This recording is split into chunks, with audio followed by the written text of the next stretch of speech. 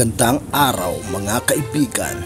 Halina't ating pag-usapan ang mga rason kung bakit nagkakaroon ng malalakas na lindol. Kung matatandaan natin na halos sunod-sunod na ang pagkakaroon ng lindol sa Pilipinas. Ang una ay naganap sa Bogo, Cebu noong September 30 na nagtala ng halos 6.9 magnitude at kumitil ng 70 katao. Sinundan niya ng magnitude 4.4 na tumama malapit sa Baguio. At ang pinakahuli ay sa Manay, Davao Oriental kahapon lamang na may intensity na 7.4 na kumitil ng 7 katao. Ngayon, mga kaibigan, ating panoorin ang paliwanag ng mga eksperto kung bakit nga ba nagkakaroon ng mga paglindol. Hey! Grabe kusuga!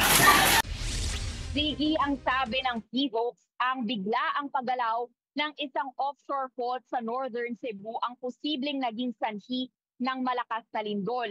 Higit 400 taon daw yang hindi gumagalaw hanggang sa mangyari nga ang pagyanig kagabi. At bukod dyan, 5 kilometers lang ang lalim ng lindol. Kapag ganyang mababaw, ay talagang mas malawak din ang pinsala. At dagdag pa ng PHOX, ito na ang pinakamalakas na lindol sa kasaysayan ng Northern Cebu. Pakinggan natin ang kanilang paliwanag.